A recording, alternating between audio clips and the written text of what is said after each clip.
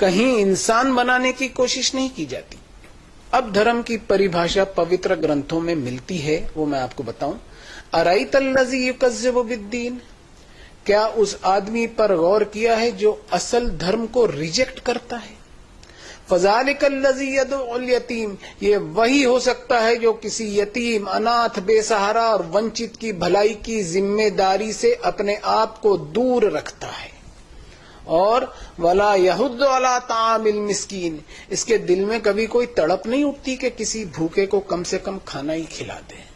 اس کے خود کے ڈائننگ ٹیبل پر ایک سے بڑھ کر ایک چیزیں ہوتی ہیں، لیکن اسے کبھی کسی بھوکے کی بھوک کا احساس نہیں ہوتا. اب غور سے سنیے کیا کہا گیا.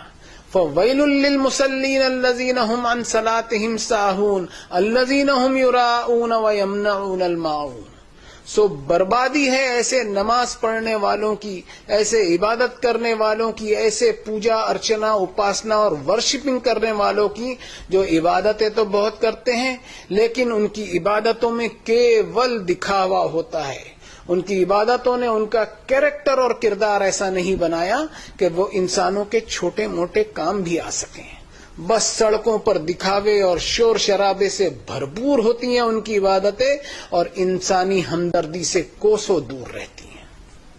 دیکھیے میڈم، سنسار کے مالک نے ہر انسان کو ان گنت وردان اور بے شمار نعمتیں دی ہیں.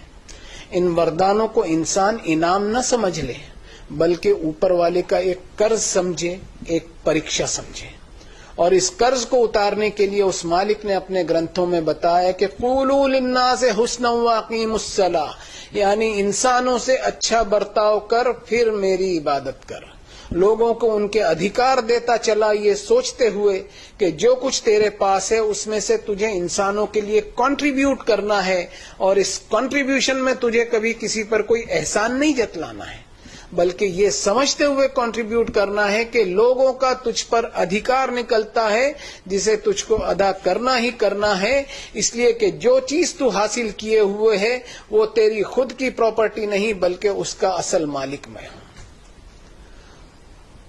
تو میڈم، یہ ہے اصل دھرم کی پریبھاشا جو آپ کو دنیا کی کتابوں میں نہیں ملے گی. یہ صرف آکاشی کتابوں میں ہی ملے گی، چاہے وید ہو یا اپنشد، چاہے قرآن ہو یا بائبل ہو.